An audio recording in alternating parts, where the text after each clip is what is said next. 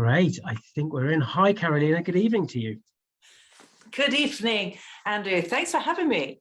Well, this has caused a bit of a buzz in the group building up to this, and I know you and I have been both excited about it as well. And it's going to be one of those kind of chats when anything goes, right? As the song goes. Anything goes.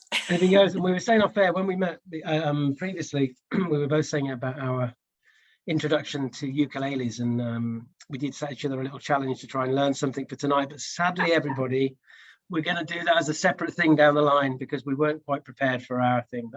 But it's great to see you. And I first came across your work through your educational platforms. We'll talk about that a little bit later on, and especially your mini course. And you've been talking about the importance of understanding the emotional side of things for quite a while, and you've had your own personal journey into thinking about these kind of things. Tell us a little bit about that to start us off.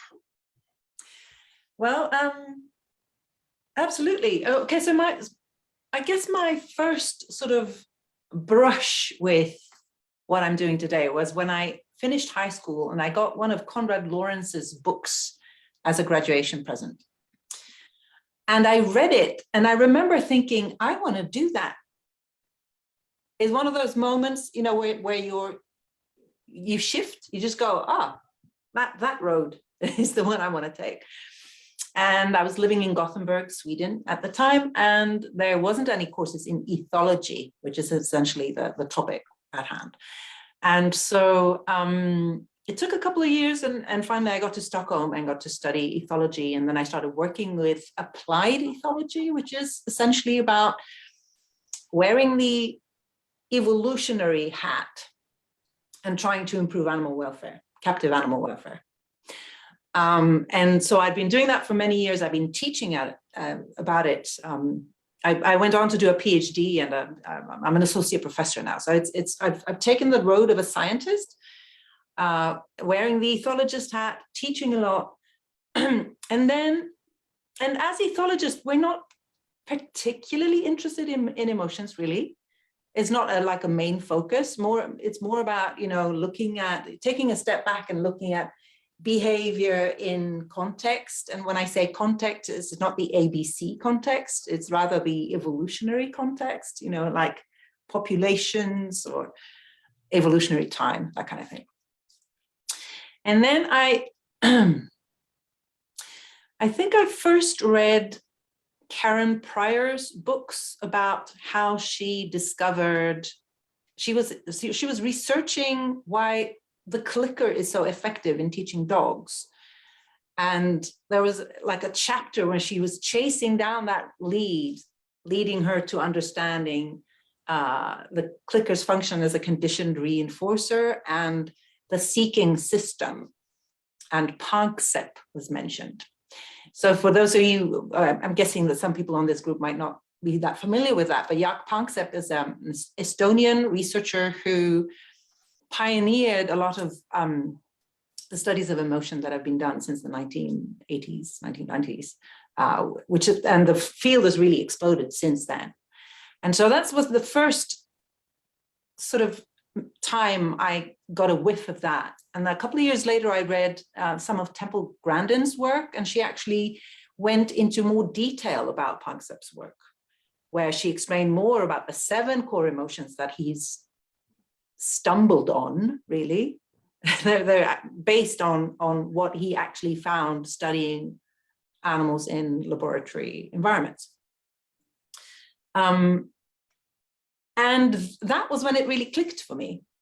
It didn't when I first read Karen Pryor. It did when I read Temple Grandin, because since I've been teaching about animal welfare from the ethological perspective for so long, I've been talking a lot about behavior systems, the social behavior, social systems, and foraging behavior, the food getting systems, and how to get away from predators, the anti-predatory system. And I had been talking about that for a very long time as the 3 major sort of things to tick off if you want to have good welfare in your animal, that the social group is adequate, that you're seeing to their foraging needs, and that they can perform the types of behaviors that they evolved to show in situations where they feel under threat. But I'd never framed it in terms of emotions until then, when I realized that it sort of fit like a glove, really.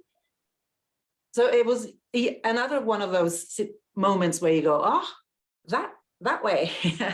that's really interesting. So I started, and I think that I've been teaching all along. So I think at some seminar I did, I mentioned a little bit about seeking in one of those. And then I was called up by somebody a couple of weeks later saying that, I hear you speak about the seeking system. Come and do that on our conference. And then I realized that, okay, well, I obviously need to learn more about this. And so I learned about all the 7 core emotions and got more and more interested in how they relate not only to, you know, the animal's welfare here and now, but very importantly to the developing animal, the young animal, even, you know, the experience, the emotional experiences of the mother while she's pregnant will impact the young one's stress sensitivity, their social competence, you know, everything builds on emotional experiences. And so I've really come to value that.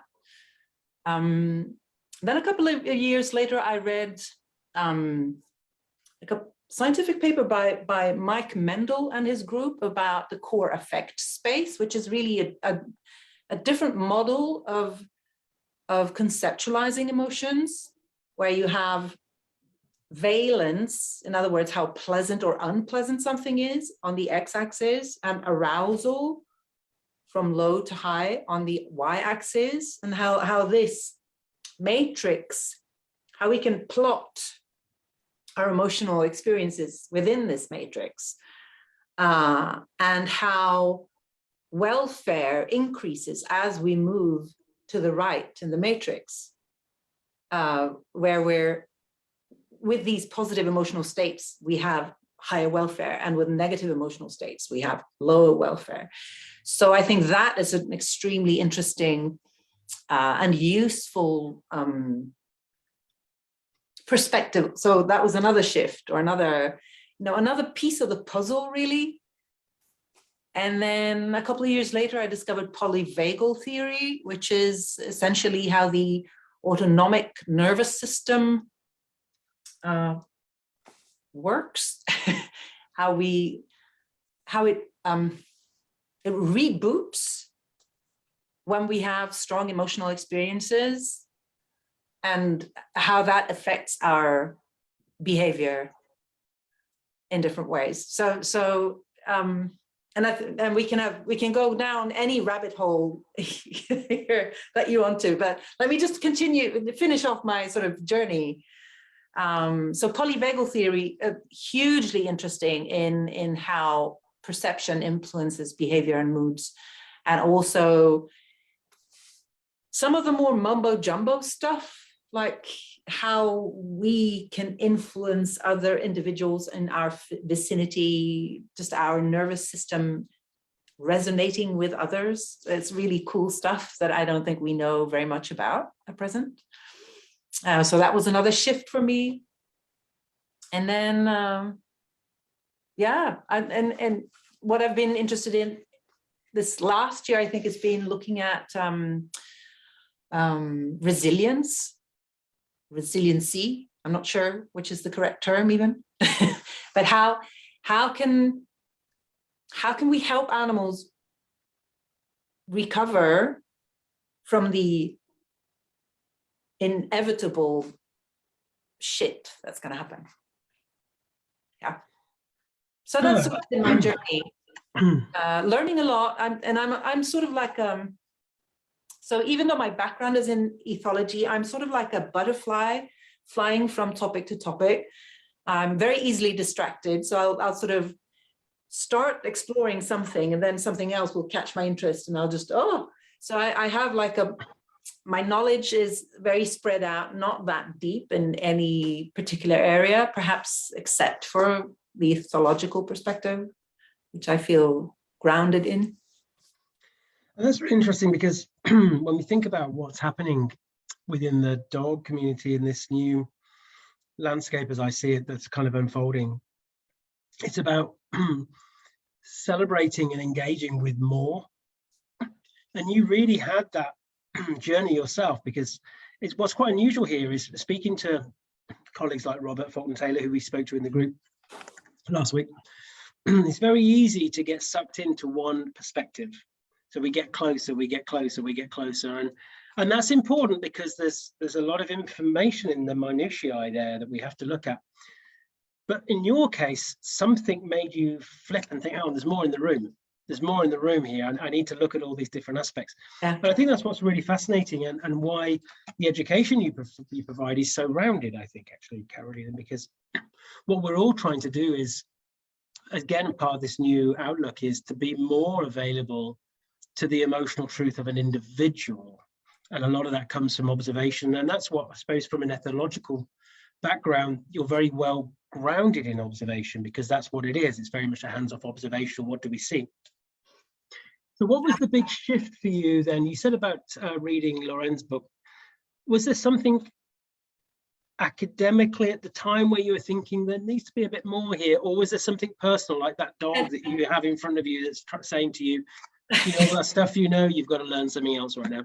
I think that what really drew me to Lawrence's book, and I believe it's called King Solomon's Ring in English. He wrote several books, and it's the name is completely different in Swedish, but I looked it up at some point, and I think it's King Solomon's Ring. No, what drew me to that one was the personal relationship that he described with some of the birds that he studied. So he had this one corvid of some kind who had imprinted on humans and started courting somebody working with him, a woman. So this bird would fly up, and of course, courting behavior is innate in the species, and it's essentially regurgitating stuff into the orifice of the object of your desire. And so this bird would fly up to this woman and start, you know, vomiting. If she had her mouth open, it was really risky, but he started going for the ears. So she had to, as I recall, she had to wear a hat when this amorous bird came trying to make his moves, you know. And I just thought, and it's one of those memories that really stuck with me from that book. Now, it was not so much the academic, it was the relationships that he described and the behavior, you know, looking at behavior from that close. Yeah. I think it's interesting, and I think it just made me think actually of a time I was out with my husband and this magpie came over and got on his shoulder and started going for his ear. So maybe he was just trying to make a connection. I've got video of that. I'll send it to you because rather than help him out, of course, I had to video it. I hear he's quite the hottie, your husband. So well, that's it. Yeah, he has to wave the birds apparently, but wasted on him, of course. So let's look at unpacking some of this stuff then. Okay. And I think the first place really to think about is one important aspect of what you're saying, and I think more widely that we're all seeing now, is the value in looking at that multidiscipline approach now.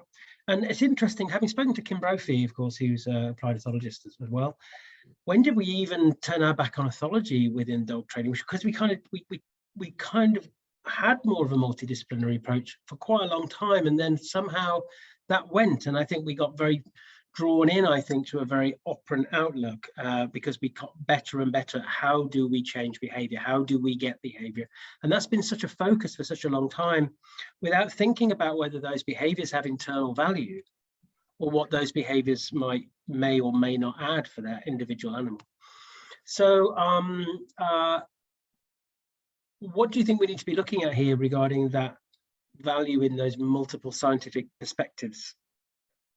Well, Let me start by saying that I think that lifting your head out of your core area of expertise is difficult. It's painful sometimes because you realize that you're wrong, and that's painful. You get questioned, and that's painful. You get to hear people talk about some things that you don't understand completely, and that's painful. I find reading about neuroscience extremely painful because of all the jargon and all the terms with 6 syllables and things like that. It just, my mind just goes, ugh. So it's I think and if people pursue a scientific career, they need to be very sharply focused.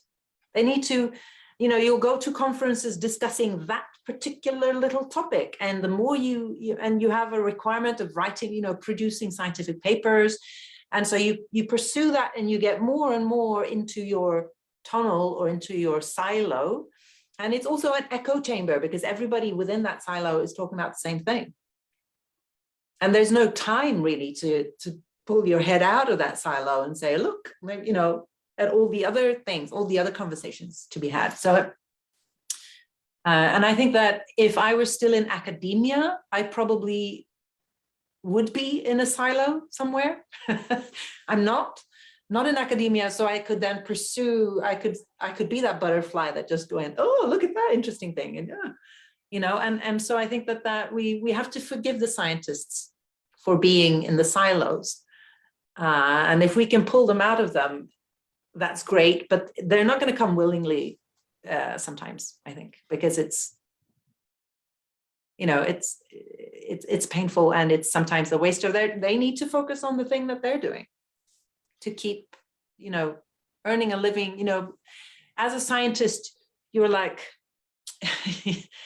you have to keep producing scientific papers, or you have to keep teaching, or you have to do, that's the job description of being a scientist.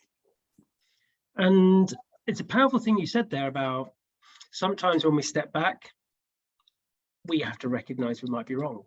Oh, and yeah. that's a big thing.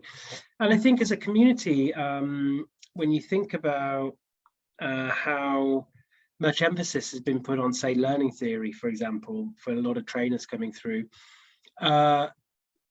many people who've come into the industry have been led down a path that's been laid for them without question, actually.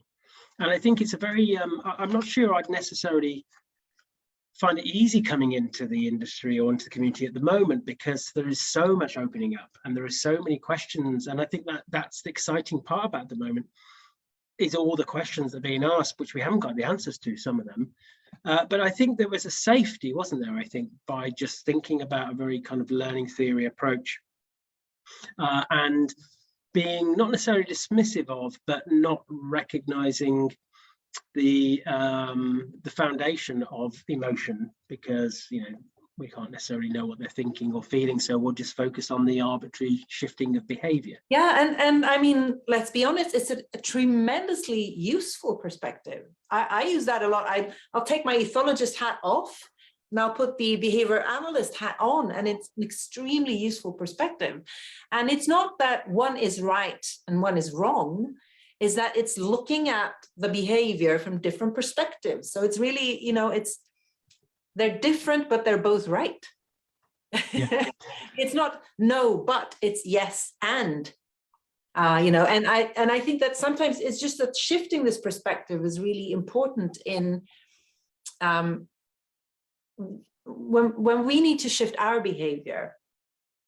I think that because some people can stay with the behavior analyst hat on and do a really fabulous job and have successfully help animals to better welfare. I have no doubt in my mind about that. But for some people, that silo or that box doesn't fit so well.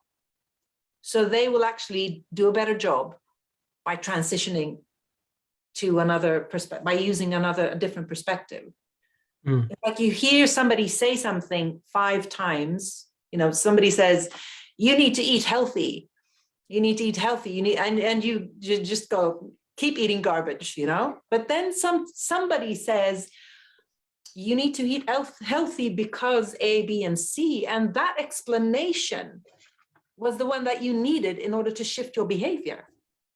So I think that's one reason why we need to shift and look at behavior from different perspectives, is that for some people, the behavior analytical perspective makes them feel boxed in, and they, they'll do a better job if they're wearing a different hat. And I love how you said that again, this kind of yes and. And this is all this is about thinking about the more. What does more look like? And having those different perspectives. For me, this is a statistic that I use a lot, and in good scientific order, I've completely made it up. but a lot of people seem to agree with me, so that's fair enough. But I just kind of think, maybe I'm just thinking off my own back, but for every, say, 10 dogs that we might go to help and support, 7 or 8, whatever it is that we're doing, we kind of get those results. Whether they're the best outcomes, who knows, but we get the results. But there's those 2 or 3 dogs where we can't. And I think these discussions are for those 2 or 3 dogs, those dogs where we need a more individual thing, like Robert talks about a lot, the dog, that dog right in front of you, who might need something different. And we had a family member a little while ago who started to have more kind of compulsive behaviors that started to kind of build up as anxiety built up. And the first therapist they went to see wanted to focus purely upon the behaviors. So that was things like checking the door 20 times and that kind of thing. But actually in that case, in my family member's case, it increased anxiety because the actual causation for them, and the second therapist picked up on that, actually was not about the behaviors, but about abandonment issues and feeling safe and all that kind of thing. And this is the thing, it took a different perspective to help that individual to find out what it is. And I think that's what's exciting about all these discussions. So talking about perspective, then this is a good time to talk about it, why not? Robert picked up on this a little bit in his, but I know you wrote a quite lengthy blog post about Barrett's constructive theory of emotion. And I think part of that, and it really resonated with me when I read it, because when I saw it, I think you thought it's going to be a quiet little thing that you just put out there and share your thoughts. And I thought, I'm going to share the buggery out of this. And then I did put it in the group and that kind of thing, because it really resonated for me about the points you were making weren't dismissive of. It was just saying, hang on, again, we've got somebody else who's thinking, I've got the answer here. This is what it is. And I do wonder whether when people put out these things, that they necessarily put these things out by saying, I'm the one who knows it all. I do think they do think, though, I've got a really good thought here about how this might be working, because trying to work out how all this works and recognizing not only do we have things that are relatable as a species, so we know that from ethology, what dogs do, birds do, humans do. Ultimately, me as Andy, I'm the only Andy, thankfully for everybody, I'm the only Andy, and my combination of genetics and experiences and all these kind of things, and we just still don't know enough. So you can see why people keep trying to think, I've got the thing, this is the thing here. So yeah, let's unpack that a little bit. Absolutely. Yeah, and maybe we can share a link to that blog post if people want to follow up on that. Oh, yes, please. Yeah, we must reshare that. That'd be great. So I guess I need to take a step back, I think, and just look at, so in the scientific literature, there are at least 92 definitions of emotion. 92. And that was from a paper that's like 1050, I don't know. It's not a recent paper. So depending on who we're talking to, it could be completely different things we're discussing when we're saying emotion. And I know what I'm thinking when I'm saying emotion, and you know what you're thinking. We might not even be in agreement, you and I. We might be, talking about different things, because essentially, if we're looking at the whole shebang, if you will, so we have typically some type of external stimuli that is perceived by the senses, and then that triggers different physiological reaction within the brain and within the autonomic nervous system, and hormones and neurotransmitters and yada, yada, whatever. and which results in some action being taken, typically. Emotion, it's like doing things. And then that behavior has some type of outcome. There's a consequence to that behavior. So we'll typically see that, the animal, there's a type of resolution to a challenge of some type. And then there might be an emotional shift, or we might get a mood shift over time. So it's depending on what we're looking at. Are we looking at what's going on in the brain? Are we looking at the behavior? Are we looking at the outcome, the consequence? Or are we looking at that subjective thing, which is the feeling, the terror, or the elation, or the, being really depressed, or the thing the subjective thing about the emotion? Is that what we're talking about? And so I think, and different people will, and we'll talk about emotions being all these different aspects of it. And I tend to label everything the emotion, but then I will then go into what I'm discussing. But Barrett, so Lisa Feldman Barrett wrote a book called The Constructed Theory of Emotion, or How Emotions Are Made is the name of the book. And her theory is the constructed theory of emotion, where she's essentially saying that this subjective component, the feeling of the emotion, is something that only humans have, because we need language to verbalize, or to conceptualize the emotion. And so in a way, it's just semantics, because she still acknowledges that animals have they spring into motion. They'll show these behaviors that resolve their challenge. So that she's still on board with, but then she's saying, well, actually, then the feeling of the emotion, they probably don't have, because you need language for that. So she's also saying that young kids don't have that, because you need language for that. And that depending on your how your emotional granularity, how well spoken you are, how many hundreds of different emotions you conceptualize, you'll have a richer emotional experience. Yeah. And so I think one of my problems is that she's just using the emotion concept for that. Jaak Panksepp would call it the tertiary level of processing. So he'll call that the first, what's happening in the center of the brain when the information comes in and the brain goes, we need to act, blah, blah, blah, blah, blah. That he calls that the primary processing. And then when the individual learns about the situation, did the behavior work? Yes or no? What types of information was available in the environment before the trigger happened? So that type of learning would be then secondary level processing. And then he talks about tertiary level processing, which is essentially when we think about our emotions, which is what Barrett, to her, that's the only thing that is the emotion. And Panksepp is looking at the whole, and I'm also looking at the whole thing. I think that's a more useful construct to me.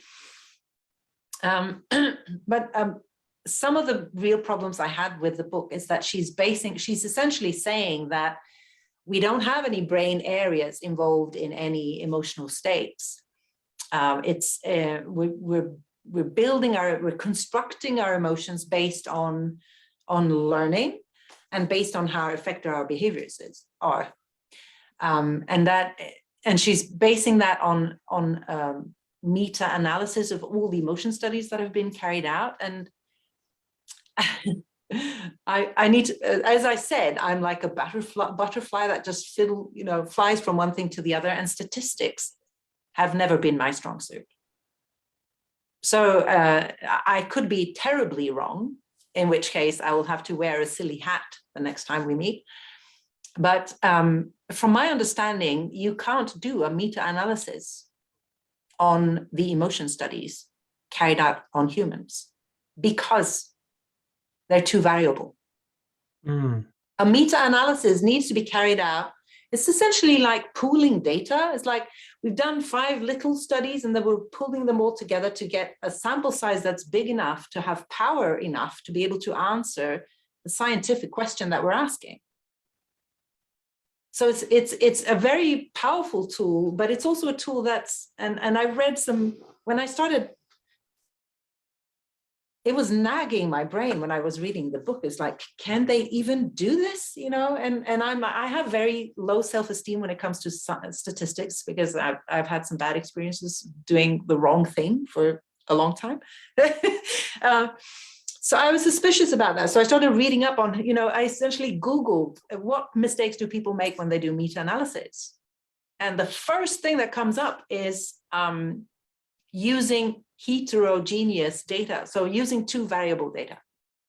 And so what I did, I actually went in and looked into the data that they used in the meta-analysis. I read the abstracts of the, I think, 60 first publications used in that to see what type of data were in the study. And it's all over the place. It's extremely variable, which means that the meta-analysis is gonna show a negative result, which essentially is what she wanted to show. So and if you want to do a meta-analysis, then you will have to choose the studies. And then depending on which studies you choose, you can show anything. So it's going to be a biased sample. So it's like a catch-22. You can't do meta-analyses on human emotion studies. And where do you think? I'll make sure we share your blog, because I think it went into quite a lot of detail looking at some of these aspects, and it did so in a very measured way, I think. But before we move on from this, what do you think, if we look at what Barrett was putting forwards, what do you think that meant in relation to animals more widely, do you think? And is that actually something that actually gives us something to challenge that back again, actually? Well, I think that one of the problems with that dichotomy of saying we humans, thanks to our language, we are above and beyond the beasts, the animals. And so by having them and us kind of perspective, I mean, just look at human history, that how we treat people that we don't consider part of our group. Look at what's happening in the Ukraine right now. I mean, it's like, if we want to treat other individuals well, we treat those better that are similar to us.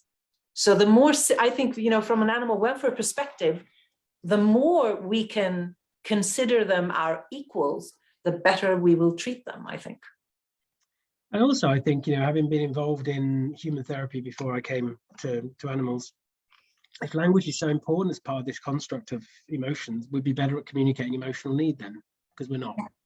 And actually, it can be hard to deconstruct the primary emotional drives behind a lot of issues, because the other things we have all these. Yeah, and absolutely. I think that having these, you know, talking about the dog as fearful, it is, I think that label, the emotion label of fear is very useful in helping that animal and also preventing fear.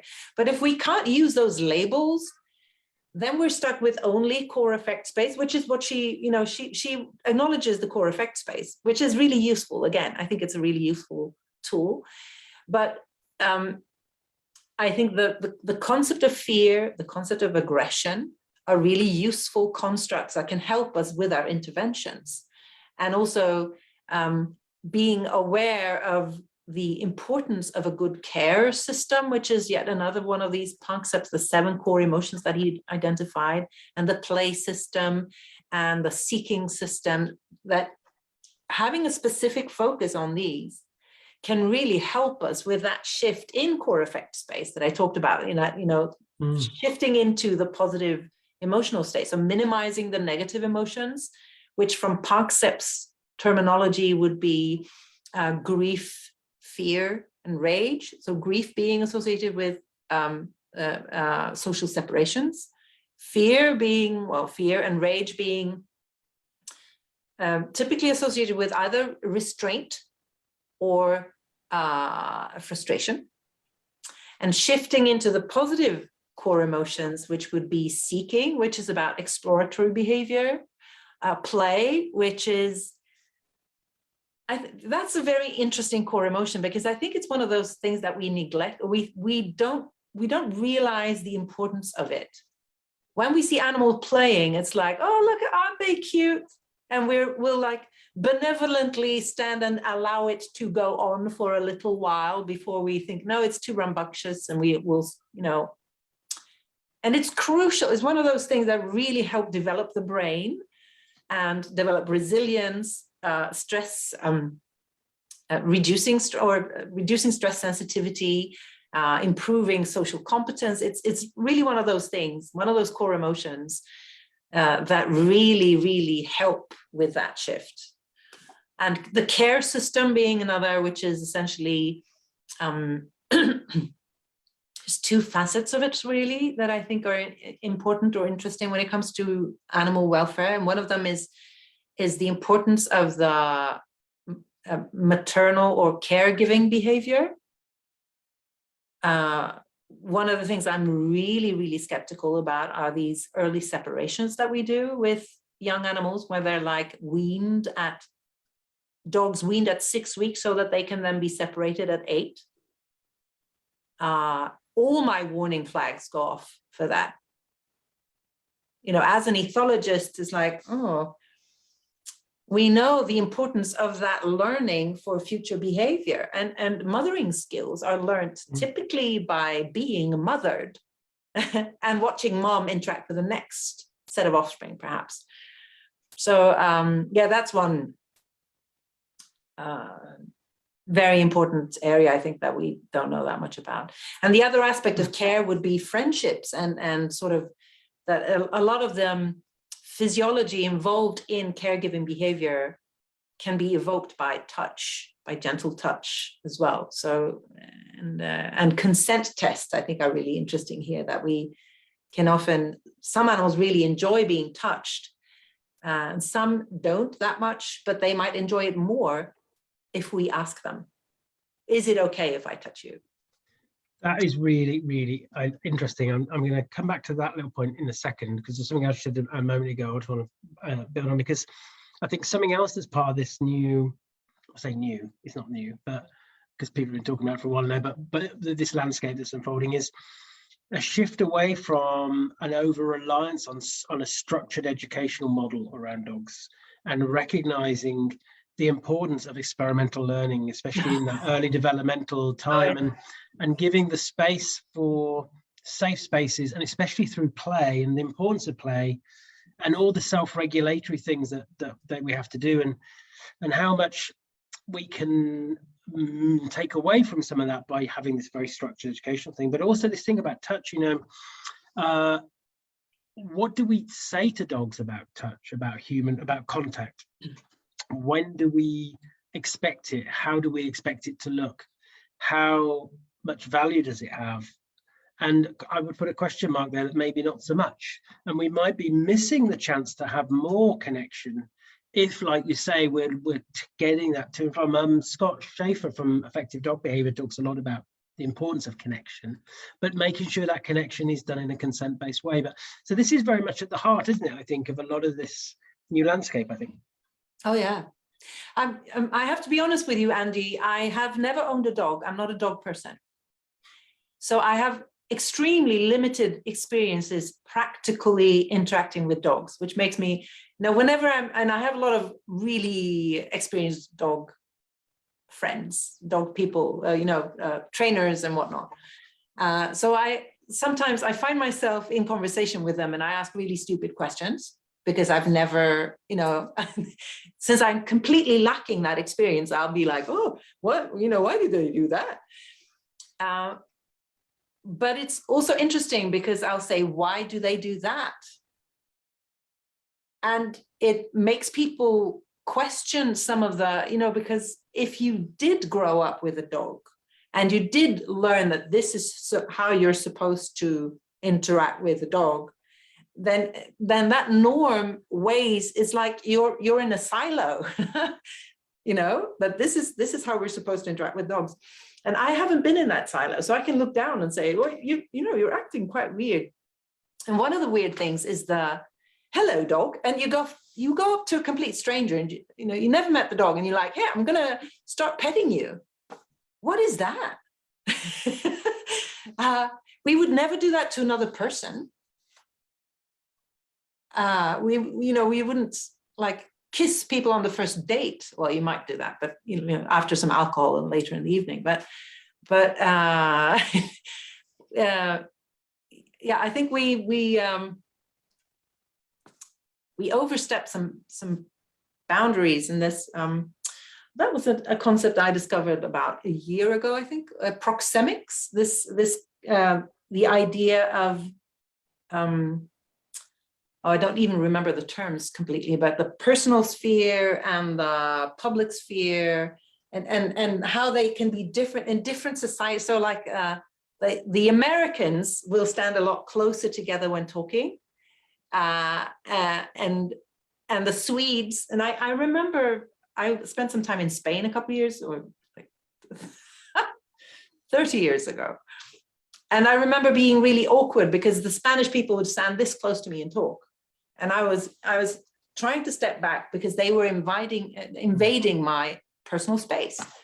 And I think we do that to dogs all the time. And it's part of the culture. It's just how it's done. And I think this is really important as well when we start. For me, the things I'm really interested in at the moment is thinking about and unpacking the notion of social threat evaluation and how dogs process the social landscape, how they navigate the social landscape, how much in that information are we missing when we do a lot of the kind of reactive dog work. And this pressure on caregivers that the only thing that they should be aiming for is obedient dog. And what that means regarding not waiting for feedback from asking something or expecting proximities or space. It's amazing how many times you walk down the road and you'll see the dog on the lead and they couldn't get further away, but they can't because of the lead in from their own caregiver. And it's all those kind of things, I think, which is important for us to take a step back and think about, for many of these dogs, to say that kind of 7 out of 10, using my statistic out the air, they kind of muddle through all this and that's fine. But for some dogs, if they're more socially sensitive, if they're more aware of that space, if when they're young, so when Molly came to us, she was very young. At 14 weeks, she came to us as a rescue pup. Even at 14 weeks, she had a very clear idea about what that social engagement needed to look like for her. And that's what we have to learn. So these things can happen very early, and we can override this stuff just by expecting that dog to do and perform in a certain way. Yeah. It seems to me also that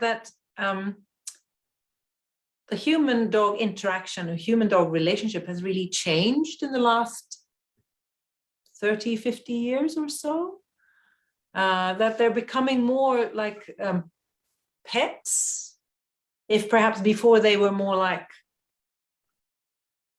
an autonomous individual who lived with, more of a coexistence before. Yeah, it was like a joint existence, and now it's more like, like a robot with fur that does everything you ask of them. Sometimes well, this is the risk of the pendulum. This is a little bit controversial, and apologies to all my trainer friends. So please don't. If you want to send any nasty emails, then I'll give you somebody else's email address there. But maybe we have to think about when we started to think, right, we need to really make sure that we have animals that are safe and that can listen to us. And there was a big swing of that pendulum to that structured, educational, obedient dog. That's what a lot of caregivers ended up being persuaded was the thing they must do. And maybe this pendulum is starting to swing the other way a little bit more now, because we're beginning to realise, well, maybe that's important, by the way. It's not that we shouldn't do the training, but actually there is more about that individual dog's care and support needs that we need to be aware of, especially in that first 12 months. So Molly's 10 months now, and I'm only just starting to do some, what you might class as training, I guess, teaching her a vocabulary so I can communicate better with her. And she's more likely to remember it now, of course, because if I was to try to shove all that into her adolescent brain, which is probably dysregulating anyway, it's going to be less likely. I can't believe we're right. We must move on a little bit here. Sorry, because I want to talk about your thoughts on polyvagal theory. We touched on it earlier a little bit, and I know it's an area that's, of course, quite a bit of interest. I know it's also an area that isn't without its controversies, I guess, or whatever you want to call them. But a lot of these things are, but I think there's always some truth in a lot of things. It's just finding those strands, isn't it, that we pull out. And sort of finding what resonates with where you are. Yes. So some of the things that I've picked out of polyvagal theory that have resonated with me and where I'm at in my learning journey have been, okay, so for those perhaps who are listening who don't know that much about polyvagal theory, it's really about, so the autonomic nervous system is a nervous system that guides a lot of our activities, the emotional or mood state that we're in. So for instance, one part of it is the sympathetic nervous system, and it's not sympathetic as in nice. It's sympathetic as in, I actually don't know the origin of that word, but it essentially means that we're ready for action, mobilization. So it could be either that we're ready for, if we're back in core effect space now, so that we're ready for some of those negative emotional states. So fear, rage would involve an activation of the sympathetic, that you need to fight or flee. But it would also be involved in positive emotional states. So like seeking or play, we would also expect positive mobilization. So that's the sympathetic part of the autonomic nervous system. And then we have the parasympathetic part of the autonomic nervous system, which involves the vagus nerve, which is a huge nerve that runs, from the base of your brain, more or less, to the gut and the lungs and the heart and every organ in your belly, more or less. And it used to be believed, I think, that it was just like one nerve, but it's really two, which is why it's called polyvagal theory, because one part of that nerve is really ancient and is involved with like a severe response to threat, like a feigning death type of immobility, where animals, they'll feign death, they'll sometimes lose consciousness. There will be analgesia, so that if they're about to die, and it should be painless, essentially, and also that by becoming limp, sometimes the predator will lose interest, so they'll walk away, and so you can survive to live another day. But that's just one part of the parasympathetic system, and the other part is a social interaction system, which is also involves it's low in arousal, but it is associated with healing and sort of a feel-good type of response, and one that probably that we're both in right now when we're having this discussion, in that we're connecting, even though we're in different countries. We're connecting and we're having this social interaction. And so what I found so really interesting about what we know now from the autonomic nervous system is that these changes, changing from one system to the other, say that we're sitting here, we're having this conversation, we're in like this social interaction system, everything is great. And then there's a threat, there's a lion running towards me. You can't see it because it's right there, it's out out of out of sight for you, but I can see it. It's right there. I'll get this sympathetic response. My autonomic nervous system will change because I need to mobilize, I need to run. But then he attacks me, and then I'll slip into this other part of the immobilization response where I give up and almost die. Yeah. So depending on what's going on in the environment, our autonomic nervous system will slip us into these different states, and it's really like a rebooting of the whole, of how the whole body operates.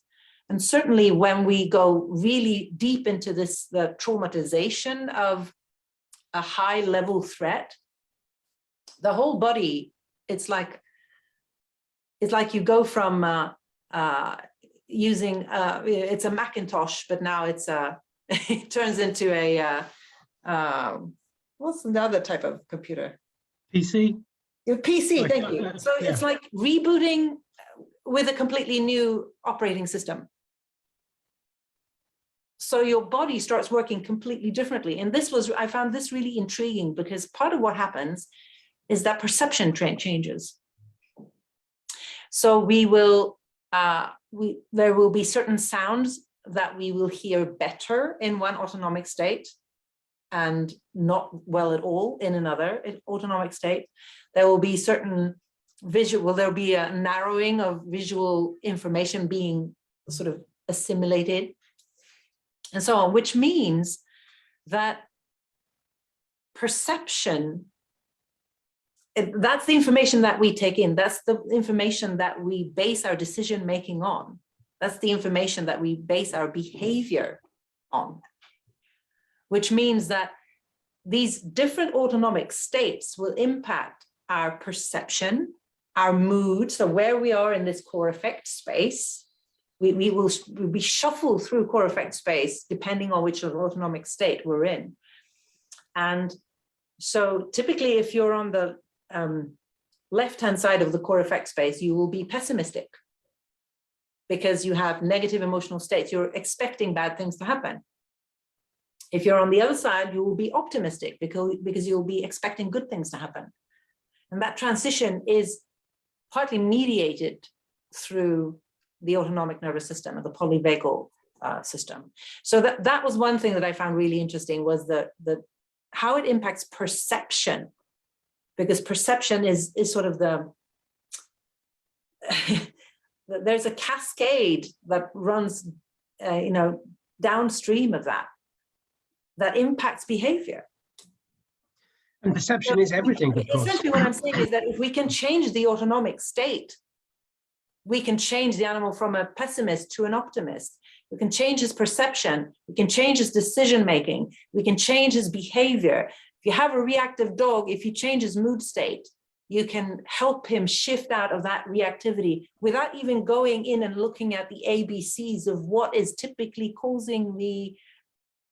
No, you don't have to wear that applied behavior analytical hat and look at the actual problematic situation, because you can shift the animal's perception so that whatever is the trigger no longer is that triggering.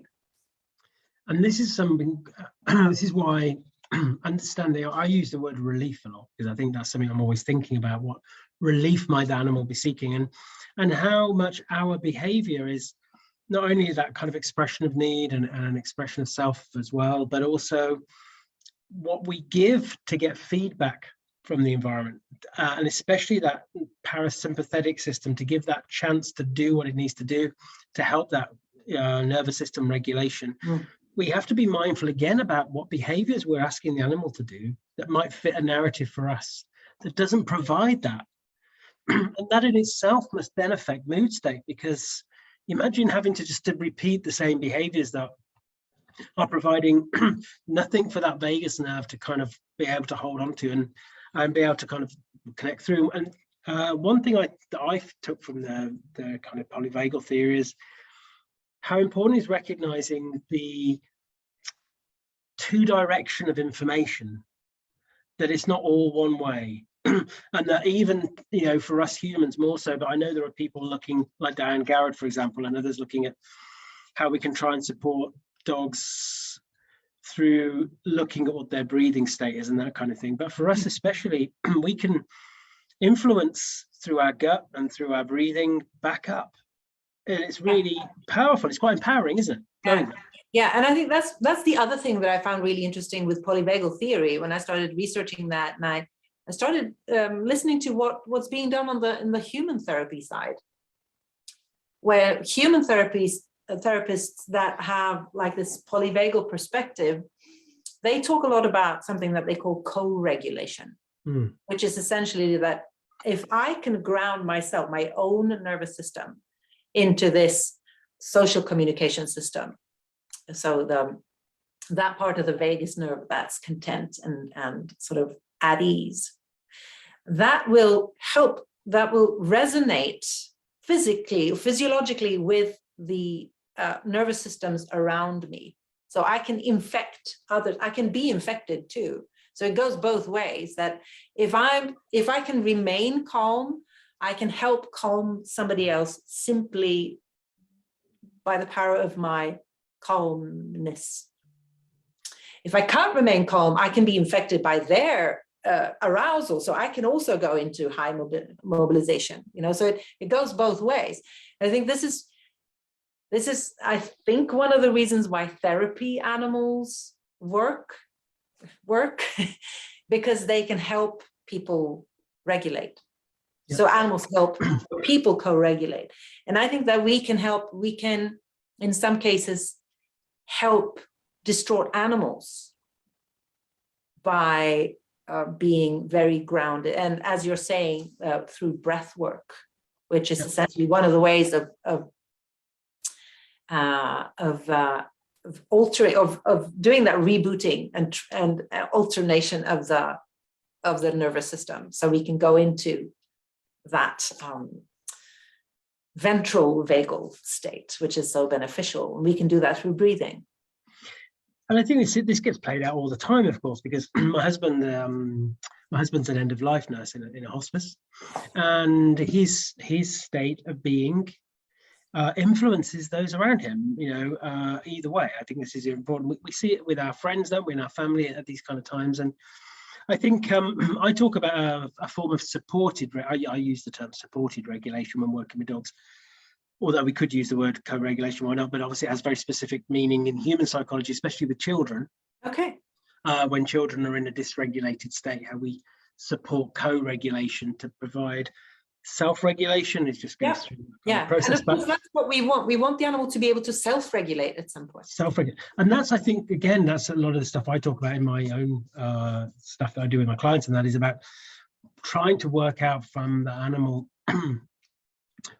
how they process that social landscape, or how they move in it. Especially movement's a big thing that I've learned a lot in the last couple of years. I've learned a lot from Sarah Fisher, of course, who does great stuff on observations and that, but movement is integral. And you will know this more from an ethological point of view, but that kind of movement, the ability to move, to feel safe, even in a subconscious way, is everything. And it's no wonder so many dogs struggle when they're on that lead, when they can't shift. I've been working with a dog recently who, through observations, we worked out that dog really had a bias to going left. They wanted to kind of get their head down and go left. The caregivers had done a lot of obedience work, got that dog to walk to heel on the right, stayed on the right. The dog would struggle very much through the social landscape, seeing other dogs. As soon as we picked up on that, we were able to put a harness on the dog, longer lead, give him a chance to go left. He doesn't do it because what he needed was to go left. Something as simple as that, Karolina. It's amazing, isn't it? You find those little things, and that was his truth. You'll never see that in a book anywhere. That was his truth. That was what he needed. Yeah, sure.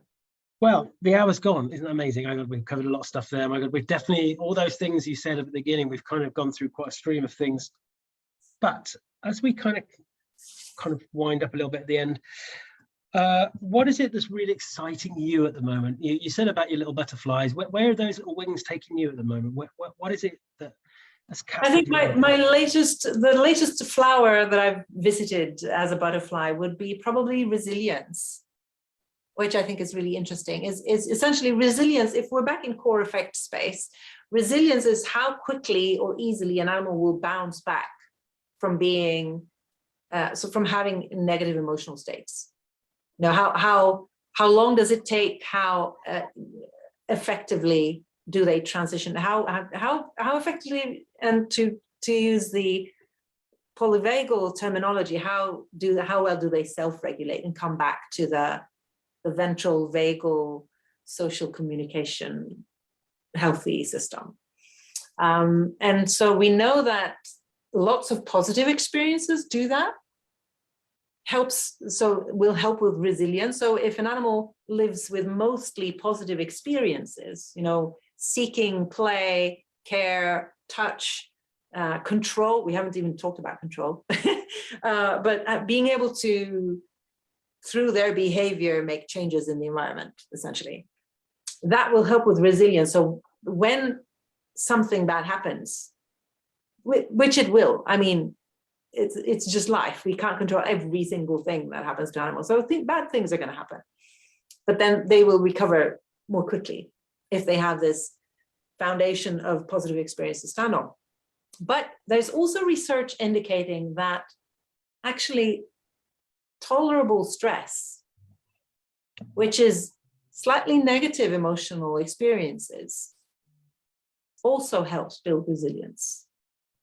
Because overcoming those challenges leads to a sort of, I don't have a good word for it, perhaps accomplishment pride. Yay, it's like, ha, I did it. I overcame the obstacle and I'm now out on the positive emotional side, but I did it. And that control, that knowledge will help me do it even better next time. And so I think that my latest part of my journey has been to sort of start stepping in that direction, that, not necessarily all negative emotion is bad. I think it serves a purpose. I think that's the thing. And I think, like you say, to have those incidences, and Kathy Murphy talks a lot about this actually, and has shared some things with her own young dog about how we have to rethink a lot of the stuff that we've taken as perceived wisdom for, especially in that first 12 months. With Molly, she's experienced things that she's found a bit scary, and we've tried to set up environments so when she does that, she can go through a process, and we haven't necessarily dived in. Doesn't mean that we've left it to it either, but I think that's a kind of a misinterpretation of this type of talking. It's more a case of letting her think that was a bit scary, but I went over there and everything was okay, and now I'm okay again. I don't go and play again, and that is part of that resilience process, and that makes a lot of sense. Of course, what you said a moment ago about having a really safe space to do good stuff in can actually build resilience, and that's something that I think people might not necessarily think about. That actually, a dog who's like, Monday was brilliant, Tuesday was brilliant, Wednesday was brilliant, Thursday was a bit naff, Friday was brilliant, Saturday was brilliant. That, and then you can build from it. Yeah, they'll help bounce back from the odd aversive experience. Yeah, and definitely when we think about this, is really important. I think today's conversation for anybody who's got dogs who have we presume have experienced trauma, and have definitely reacted to that trauma. These dogs who might come in quite shut down, and recognizing the importance of just slowing things down and finding those little windows where the dog can turn up to something, and the huge impact those little things can make. Yeah, I think that we step in too soon sometimes. That we need to allow the animal time to process what's going on and make their own decision about what they want to try to do, and then we can be there and monitor and sort of intervene if we have to, but perhaps not. I think that, like a helicopter parenting, that we're trying to remove every single adversity. I don't think it's necessary, and it's not necessarily beneficial either. Especially when we think about the lessons, what we know is really that I've learned this from Kathy Murphy, that because I know it for humans, but juvenile dogs are designed to dysregulate brain-wise. Humans definitely are, and that Mother Nature has equipped us with the right everything at the right time, and makes a presumption that we're going to learn the bulk of things that are valuable to us through that experimental learning. That's what happens, and I think that includes the bad stuff and the good stuff, and that we create that worldview that we have to try and keep us safe and helps us to self-regulate. Yeah. This has been fascinating, really fascinating, looking at some of the, there's loads of things in here that if you get time, have a look through, because there's lots of kind of wonderful messages and things for us today. So what's coming up soon for you then? I know you've just closed the doors on your current intake for your wonderful big course, your main course. You've got another one in September, is that right? Well, I actually have 4 courses, and so the one I did, and I open them typically for just a week a year. So the students are all enrolled at the same time. And so the one in January was the animal emotions one. And then in April, I have one upcoming, which is about advanced animal training. And we're sort of wearing the behavior analytical hat most of the time. We do put on the ethological and the emotions one also, but it's something we haven't talked about here, but another track or one of the things I've fluttered to has been, actually, I spent a lot of time with behavior analysis, and I'm fascinated about that topic as well. And in September, I will open for the first time to the great big world a course about resolving challenging behavior, which is really exciting. So I'm looking forward to that. Yeah. Brilliant. Well, we're going to make sure that I'll have a little chat with you off air in a moment, and then we'll make sure that I've got all the links from you, and we'll make sure we put some things in this thread. Well, thank you so much for tonight, and it's been amazing. Even without the ukulele playing, it's still been amazing, hasn't it? So that's definitely a reason to get together again sometime. And thank you. And thank you so much for sharing your kind of passion. And you're such a great communicator, Karolina. I knew tonight was going to be blah, blah, blah. But thank you so much. And thank you, everybody in the group, for staying with us. Looking at the numbers, it stayed the same all the way through, which is quite unusual, actually. So that's great. And have a good evening. Nice to see you, darling. I'll see you again soon. Yeah, bye.